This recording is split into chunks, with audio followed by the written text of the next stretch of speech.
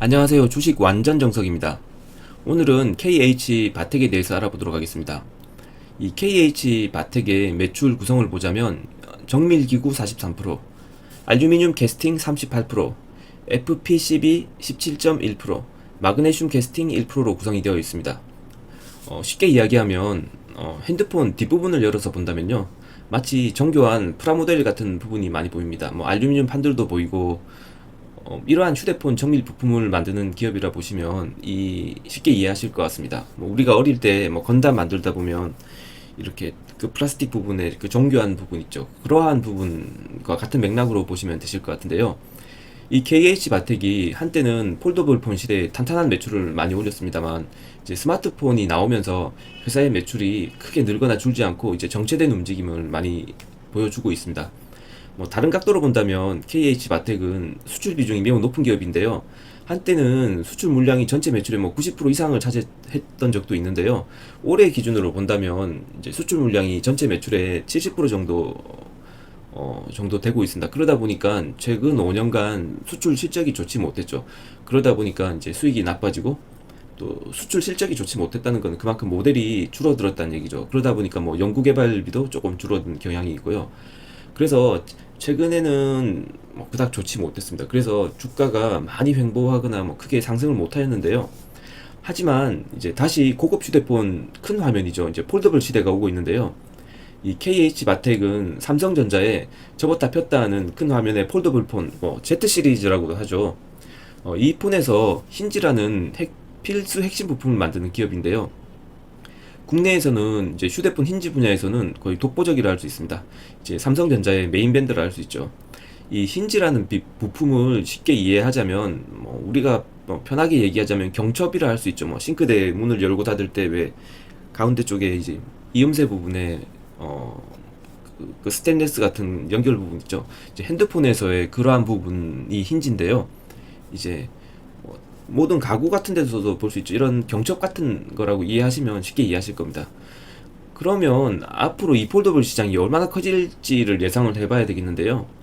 올 상반기에만 폴더블 폰은 100만 대 정도 생산하였습니다. 이제 하반기부터는 이제 800만 대를 예상하고 있는데, 그만큼 시장이 커진다고 볼 수 있겠죠. 그래서 2023년까지 3천만 대로 시장이 커진다고 예상하는 부분인데요.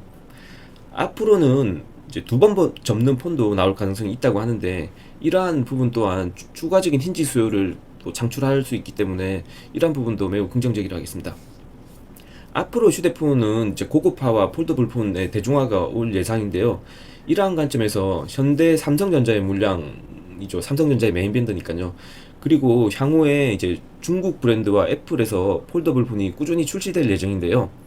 아마도 KH 마텍이 수혜를 입을 가능성이 있다고 봅니다. 왜냐하면 이게 폴더블 폰이 고가 폰이죠. 그래서 그에 합당한 퀄리티를 보여줘야 하는 부분인데요. 이 힌지는 상당히 민감한 부분이기 때문에 아무래도 중국 브랜드는 애플에서 폴더블 폰을 생산할 때 아무래도 검증된 기업의 부품을 사용하지 않을까 하는 부분도 있기 때문에 이러한 부분도 긍정적으로 보아야 할 부분이 아닐까 합니다. 이제 결론적으로는 힌지에서는 이제 세계적인 기술력을 확보했기 때문에 이제 삼성전자 외에도 중국과 애플의 수주를 기대해 보면서 주가를 관찰하는 것이 어떨까 합니다.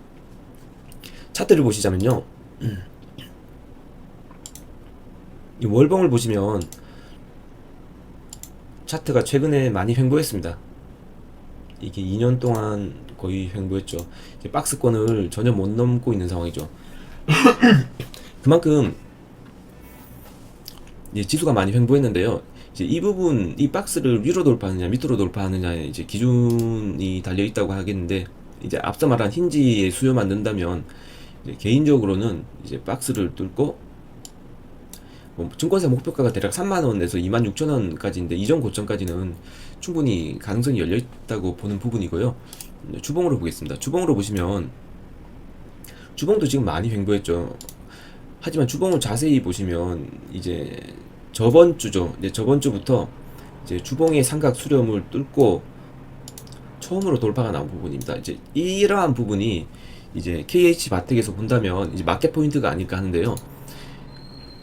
일본 관점에서 본다고 해도 이미 추세는 이미 뚫었다고 봅니다. 그래서 이번 주부터 해서, 그러니까 지난주죠. 저는 이제 지난주에 들어갔으니까 지난주부터 KH바텍을 유심히 관찰해 보신다면 아마 좋은 결과가 있을 것 같은데요.